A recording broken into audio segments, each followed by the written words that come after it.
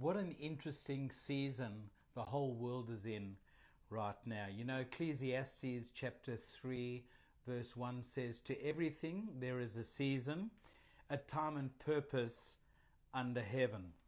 You know, seasons all have a time limit though, and trials we go through have a use by date. Nothing is forever. Nothing is forever except God's love for you.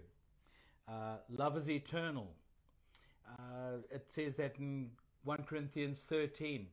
It says that Paul says, "Now abideth faith, hope, and love." They all eternal characteristics of God, and they last forever. You know, one of the keys is to discern and read the season that you're in, because to everything there is a season. Let me ask you a question. What season are you in right now? Good or bad? It doesn't last forever. Considering a change of career, you've been thinking about your future, considering a change of career, considering moving to another city. I love the fact that in Acts 17 verse 26, Luke the writer actually discusses the whole thing of boundaries, where we should live and the like. And he says this, "And he has made from one blood every nation to dwell on the face of the earth, and has determined their pre-appointed times and the boundaries of their dwellings."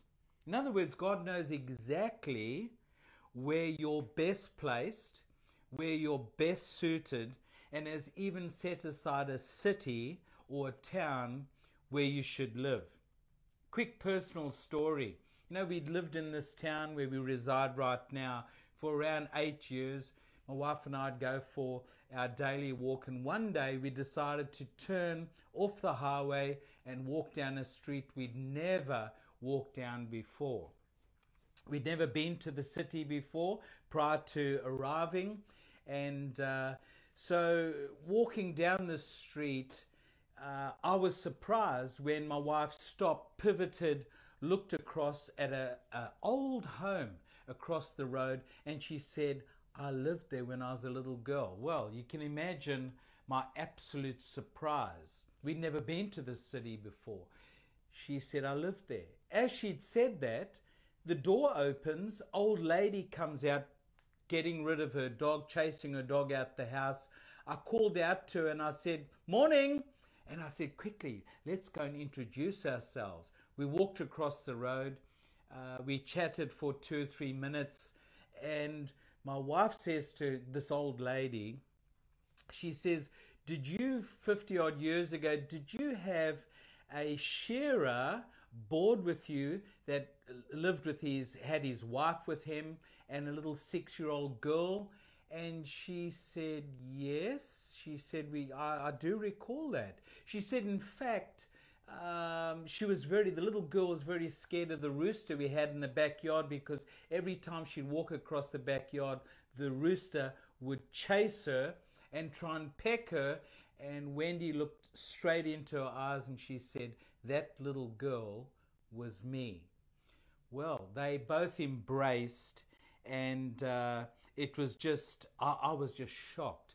God determines our pre-appointed times and the boundaries of our dwelling. God had brought us back to this town to sow good seed, the good seed of the gospel of the kingdom, to talk about Jesus in our city. You know, ask God, regardless of what season you're in, ask God for grace in your season right now. You know, Jesus has your whole life mapped out. Even difficult seasons don't last forever.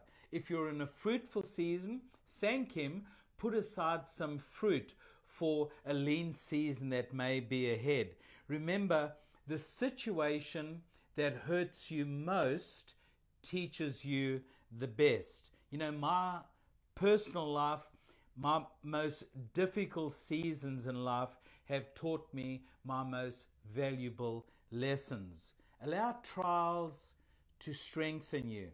You know, difficulties can defeat you or define you. That is, we can learn from the life lessons that we go through. I also believe that the greater the affliction, the greater the abundance, the deeper the test, the greater the breakthrough. You know, the Bible says that Jesus is our Alpha and Omega, the beginning and end of our life. He's the bookends to our life. He has peaceful plans for you. I really believe that because he says that in his word. And plans that will give you a future and a hope. Let not your heart be troubled.